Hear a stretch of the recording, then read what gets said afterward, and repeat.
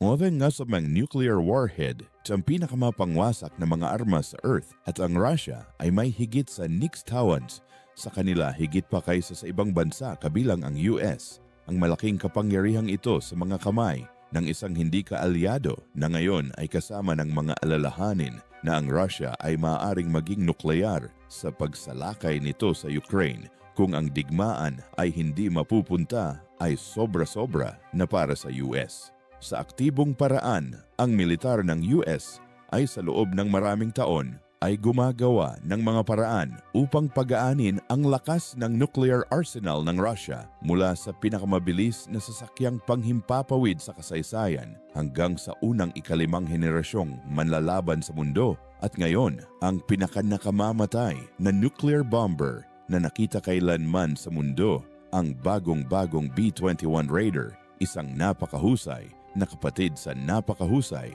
na B-2 Spirit. Ipapakita ng bagong bomber na ito ang lakas ng US Air Force sa pinakamaliwanag na kulay tulad ng ginagawa ng B-2 sa kasalukuyan at magpapadala ng mahigpit na babala sa mga hindi kaalyado tulad ng kasalukuyang ginagawa ng B-2 sa Australia.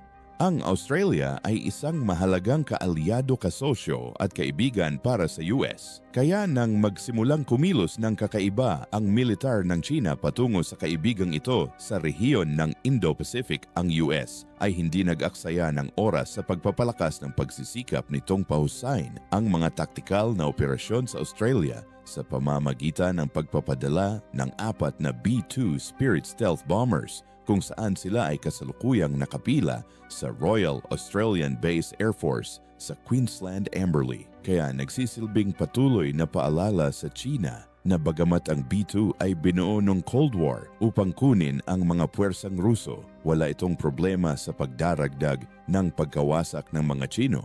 Sa listahan ng gagawin nito, isang banta na kayang-kaya nitong isagawa. Ang 4 na B-2 bomber na ito ay nagkakahalaga ng 20% ng buong B-2 fleet ng US Air Force at kumakatawan sa isang kritikal na bahagi ng long-range strike force ng Amerika. Ang B-2 Spirit na kadalasang tinatawag na stealth bomber ay nakatayo bilang isa sa mga pinaka-iconic at enigmatic na simbolo ng American air power. Sa halaga ng unit na halos $2 billion, malawak itong itinuturing na pinakamahal na sasakyang panghimpapawid na ginawa sa kasaysayan. Ngunit ang pambihirang tag ng presyo ay hindi walang dahilan. Ang bawat dolyar na napunta sa disenyo, pagpapaunlad at produksyon ng B-2 ay isang pamumuhunan sa isang platform na nilalayong magbigay ng walang kaparis na kakayahan sa mga operasyon ng welga sa buong mundo, nuclear deterrence at teknolohikal na pangingibabaw. Ang pagkakaroon lamang nito ay nagsisilbing parehong sandata ng digmaan at isang psikolohikal na tool ng pagpigil na nagpapalabas ng kapangyarihan ng hindi man lang umalis sa runway. Noong una, itong pumasok sa serbisyo noong huling bahagi ng 1990s, ang B-2 ay kumakatawan sa isang revolusyonaryong lukso sa abyasyong militar. Hindi tulad ng mga magino na bombero, ang B-2 ay hindi ginawa upang maging mabilis o mabigat na armado sa tradisyonal na kahulugan. Ang tunay na kapangyarihan nito ay nakasalalay sa kakayahang manatiling halos hindi nakikita ng radar. Gumagamit ang sasakyang panghimpapawid ng isang maingat na ginawang disenyo ng flying wing, isa na nag-aalis ng mga vertical stabilizer at binabawasan ang mga radar reflective na ibabaw hanggang sa pinakamababa, pinagsama sa mga materyales na sumisipsip ng radar at mga advanced na electronic countermeasures. Ang B-2 ay nananatiling pinakapalihim na pagpapatakbo ng sasakyang panghimpapawid kahit na higit sa 2 dekada pagkatapos ng pagpapakilala nito. Bagamat sinubukan ng ibang mga bansa na gayahin ang mga aspeto ng disenyo nito, walang ibang platform ang matagumpay na nakamit ang natatanging timpla ng range payload at stealth. Ang isa sa mga tampok na pagtukoy ng B-2 ay ang walang kaparis na pag-abot sa buong mundo sa isang saklaw na lampas sa Ilvenirate 500 milya at ang kakayahang palawigin ang distansya na iyon sa isang solong aerial refueling. Ang sasakyang panghimpapawid ay maaring ipadala mula sa mga base ng US at maabot ang halos anumang target sa Earth sa loob ng ilang oras. Ito ay hindi lamang isang istatistika, ito ay isang madiskarteng game changer. Ang B-2 ay nagbibigay sa mga Amerikanong commander ng kakayahan na maglunsad ng mga sorpresang welga mula sa sariling lupa na lampasan ang logistical at pampulitika na mga hamon ng pasulong na pagbabase sa mga banyagang bansa. Sa madaling salita, ang B-2 ay hindi nakakulong sa mga teatro ng digmaan. Maaari itong lumikha sa kanila. Ang parehong mahalaga ay ang kapasidad ng kargamento nito. Ang B-2 ay maaaring magdala ng hanggang 40,000 pounds ng ordnance mula sa precision-guided conventional munitions hanggang sa mapanirang nuclear payloads. Sa tungkuling nuclear nito, ang sasakyang panghimpapawid ay may kakayahang mag-deploy ng hanggang 16 na bombang nuclear na. Ang bawat isa ay maaaring masira ang isang lungsod o matigas na target ng militar. Ngunit kung ano ang ginagawang lalong mapanganib ang B-2 ay ang katotohanang maihahatid nito ang mapanirang puwersang ito habang nananatiling ganap na hindi natutukoy ng mga sistema ng pagtatanggol sa hangin ng kaaway. Ang nag-iisang B-2 sortie ay maaring tumama sa mga target sa kaloob-looban ng mga teritoryong pinagtatanggol ng husto na neutralisahin ang mga kritikal na infrastruktura o mga command center bago pa man napagtanto ng kaaway na ito ay inaatake.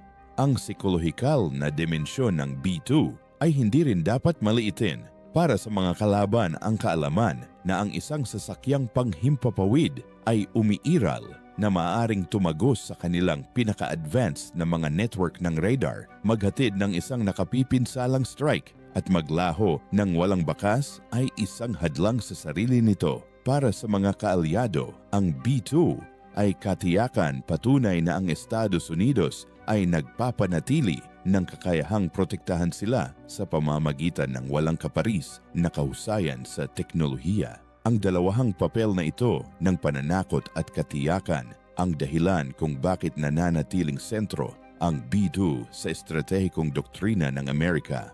Sa paglipas ng mga taon, napatunayan din ng B-2 ang versatility nito sa labanan. Bagamat orihinal itong idinisenyo para sa nuclear deterrence sa panahon ng Cold War, ginamit ito sa ilang mga conventional conflict mula sa kampanya ng Kosovo noong 1999 hanggang sa mga operasyon sa Iraq, Afghanistan at Libya. Sa bawat kaso, ang B-2 ay pinili para sa mga misyon kung saan ang kaaway ay nagtataglay ng makabuluhang air defenses o kapag ang katumpakan ng mga strikes sa mga high-value na target ay kritikal.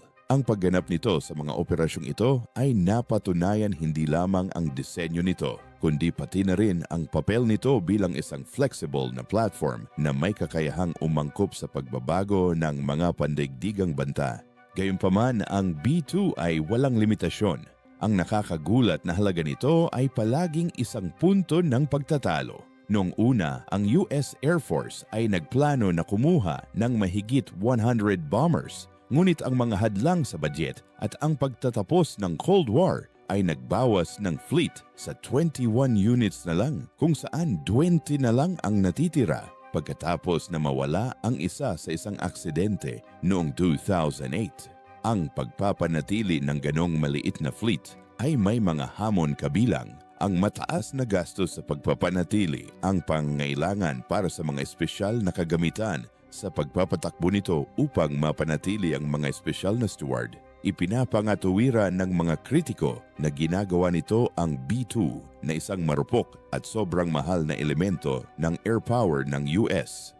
Gayunpaman, tinututulan ng mga taga-suporta na ang halaga ng B-2 ay hindi masusukat sa mga numero lamang. Ang presensya nito sa arsenal ng US ay hindi tungkol sa mass deployment, ngunit tungkol sa kakayahan at pagpigil. Kahit na isang maliit na bilang ng mga B-2 ay makakamit kung ano ang hindi kayang gawin ng buong fleet ng mga conventional bombers, tumago sa puso ng mga depensa ng kaaway at naghahatid ng mga mapagpasyang welga ng walang babala. Sa panahon kung saan ang mga kalaban tulad ng China at Russia ay mabilis na ginagawang moderno ang kanilang mga air defense network, Ang mga natatanging kakayahan ng B2 ay nananatiling mas may kaugnayan kaysa dati.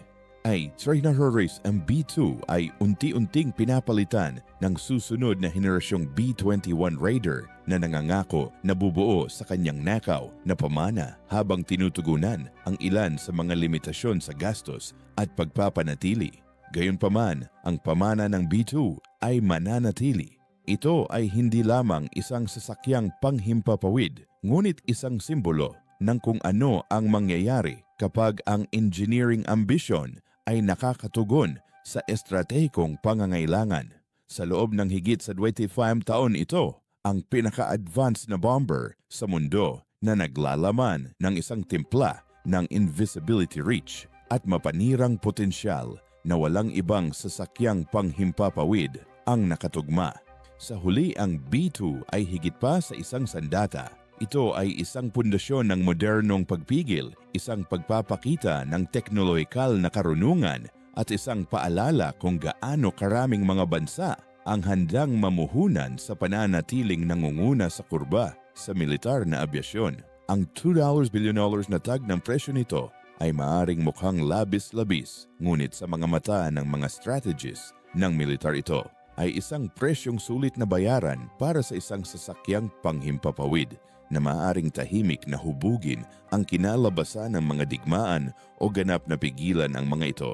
Ito ay ang tanging sasakyang panghimpapawid na may kakayahang tulad ng isang gawa. Gayunpaman, sa kabila ng pagiging B2 sa tuktok ng bomber food chain, magkakaroon ito ng sequel na gagawin itong pangalawang pinakamahusay sa lahat. Kilalanin ang B-21 Raider.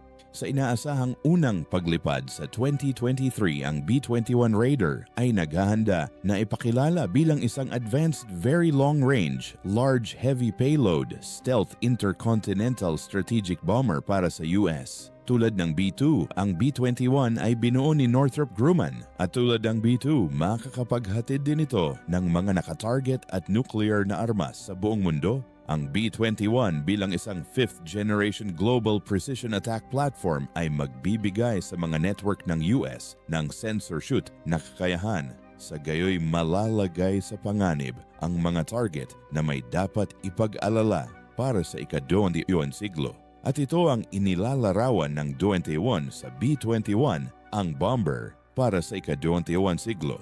Gayunpaman, gagana ito sa mga mas lumang umiiral na mga bombero, kabilang ang Rockwell B-1 Lancer Boeing, B-52 Stratofortress at ang B-2 Spirit bago tuluyang palitan ang mga ito. Ang B-21 ay inaasahang maipasok sa serbisyo sa pamamagitan ng 2027 na minarkahan ang tagumpay ng higit sa 30 taon na ginugol sa pagbuo ng sasakyang panghimpapawid. Ang pag-unlad na ito ay opisyal na nagsimula noong 2014 nang ang isang kahilingan para sa panukala na bumuo ng sasakyang panghimpapawid ay inilabas. At tiyak na sapat ang panukala ni Northrop Grumman ay tinanggap. Mayroon na silang mga dekada ng karanasan sa pagbuo ng pinaka-advanced na bomber sa mundo salamat sa B-2. Kaya ano ang isa pa? Ang pagtatrabaho sa tabi ng Northrop Grumman ay isang all-star team ng 7 pinakamalaking manufacturer sa mundo bilang Tier 1 na mga supplier para sa programa. Kasama sa pangkat ng mga supplier na ito, ang American aerospace manufacturer na Pratt & Whitney, ang pinakamalaking kontratista sa pagtatanggol sa Europe, BAE Systems, ang pinakamalaking first-tier aerostructures na manufacturer ng Spirit Aerosystems, Northrop Grumman's Orbital, ATK Rockwell Collins, GKN Aerospace at Yanitsky Industries. Magkasama ang 8 kumpanyang ito kasama ang Northrop Grumman sa ulo ay lilikha ng isang bomber na maaring doble bilang isang intelligence gatherer, triple bilang isang battle manager o quadruple bilang isang interceptor aircraft. Magiging posible ito sa pamamagitan ng kombinasyon ng mga intelligent sensor ng sasakyang panghimpapawid upang makita ang mga banta mula sa kabilang panig ng planeta, mga top-level na stealth feature na ginagawang hindi nakikita ng radar, mabibigat na armament na sapat upang i-level ang buong mga bansa at isang bukas na arkitektura na nagbibigay daan dito upang mabilis na kumuha ng mga bagong upgrade upang makasabay sa panahon at teknolohiya. At ayon kay Air Force Secretary Frank Kendall III, ang bomber ay maaaring magkaroon ng bomber drone na lumilipad sa tabi upang magsagawa ng mga mini-mission. Ang kakayahang ito ay isa na tila eksklusibo sa mga susunod na henerasyong mandirigma lamang gaya ng Angad FCAS at Tempest. Ang B-21 sa ngayon ay ang tanging Amerikanong bomber na may ganoong kakayahan. Process 3, it's audited frontiering US Air Force ng marami sa mga B-21 hanggat maaari nilang makuha. Kaya plano nilang kumuha ng hindi bababa sa 100 B-21 at mag-isip ng hanggang 200 sa kalaunan. Iyan ay halos 10 beses na mas mataas kaysa sa kanilang B-2 fleet.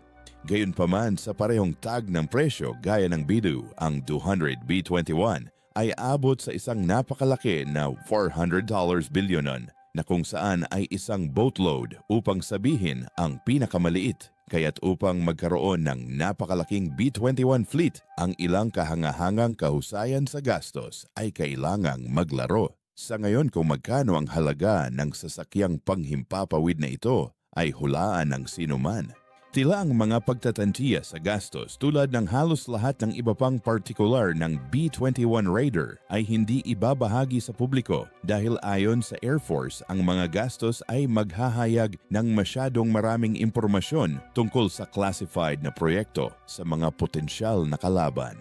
At iyon ang eksaktong kabaligtaran ng kung ano ang gusto nila kapag ang mga potensyal na kalaban na pinag-uusapan ay bumubuo ng mga direktang B-21 na kakumpetensya ng kanilang sarili, Russian PACDA. Ang PACDA ay magiging isang long-range, low-observable strategic bomber para sa Russian Air Force na may malawak na hanay ng mga aktwal na kakayahan sa labanan. Ito ay magiging isang subsonic na sasakyang panghimpapawid na may mabigat na kargamento ng cruise missiles, hypersonic missiles, precision conventional at nuclear bomb. Lahat ay nakapaloob sa isang flying wing na disenyo tulad ng sa B-21. At tulad ng American bomber, ang PACDA ay kit up sa mga pinaka-advanced na lokal na electronic warfare at stealth na teknolohiya na nagbibigay daan dito na limitahan ang pagbabalik ng radar nito at takpan ang init na ginawa ng mga makina nito.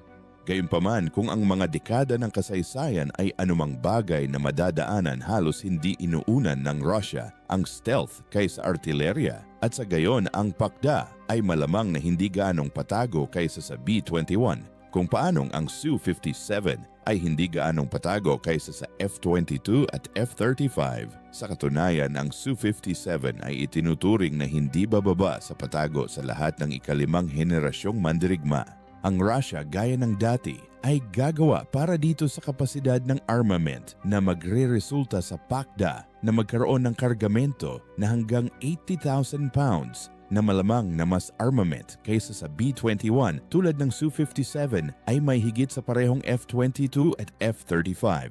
Ang PACDA tulad ng B-21 ay inaasahang maideploy sa serbisyo sa huling bahagi ng 2020s at sa gayon ito ay magiging isang kawili-wiling face-off sa espasyo ng bomber sa pagitan ng US-Russia at China din. Ang Chinese Shan H-20 China ay pumasok sa listahan ng mga 5th generation bombers na may Shan H-20.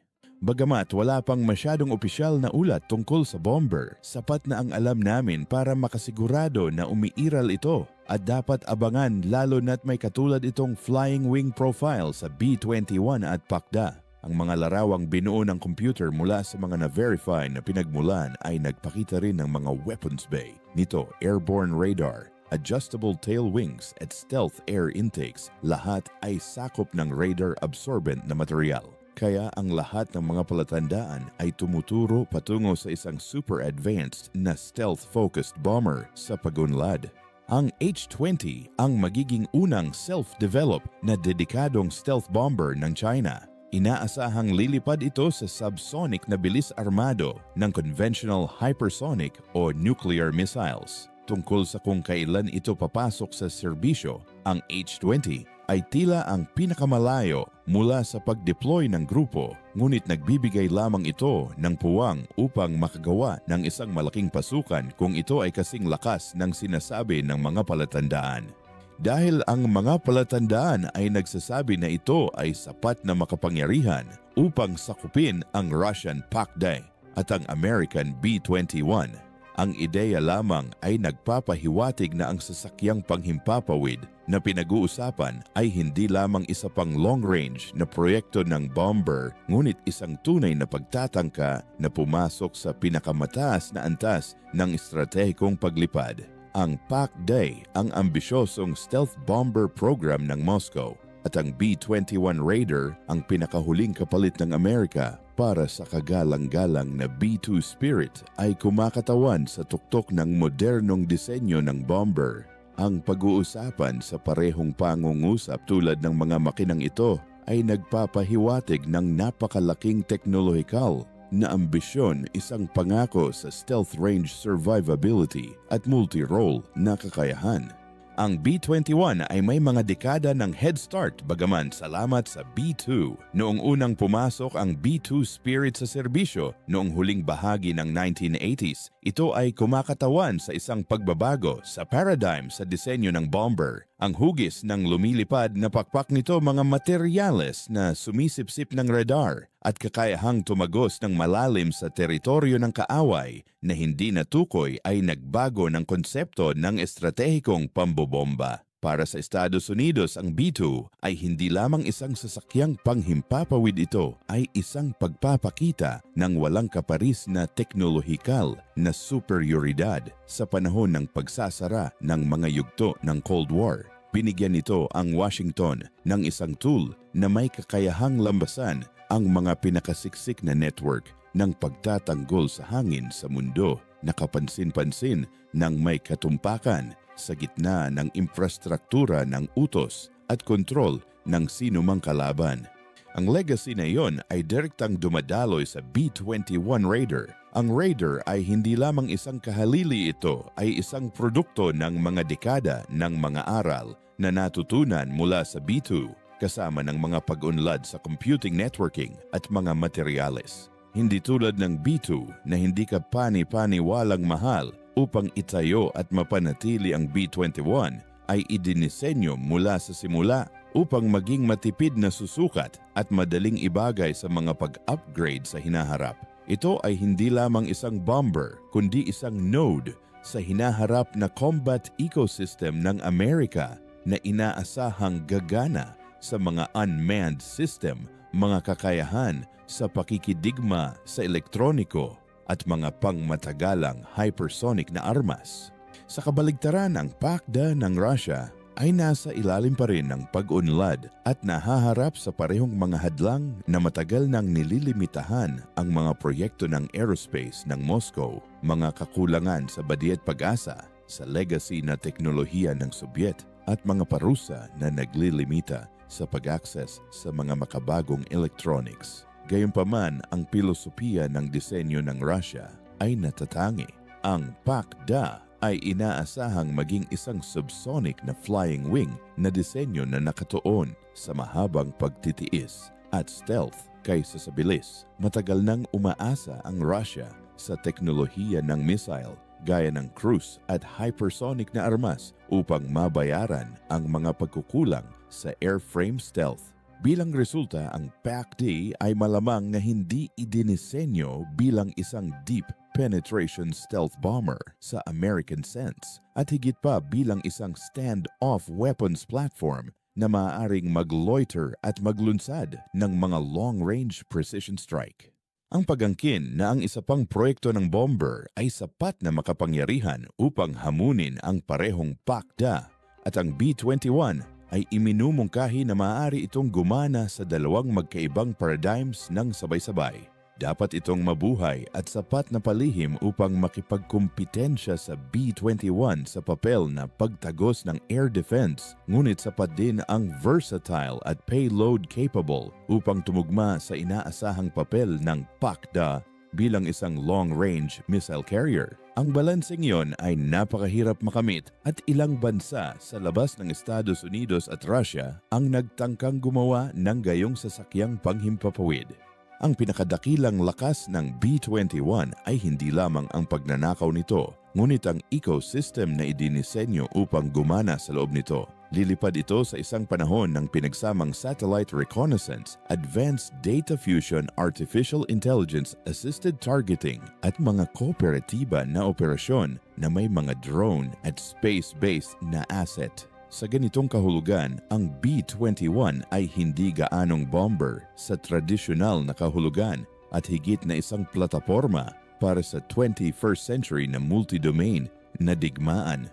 Samantala ang Russian PACDA, kung makakamit nito ang mga layunin nito sa disenyo, ay magsisilbing isang deterrent sa pamamagitan ng pagtiyak na ang Moscow ay nagpapanatili ng isang mapagkakatiwalaang nuclear triad at ang kakayahang magbanta sa mga kalaban kahit na sa harap ng pagpapalawak ng mga depensa ng missile ng NATO. Para sa Rusya, ang PACDA ay isang bagay ng strategic survival, hindi lamang teknolohikal na prestihyo.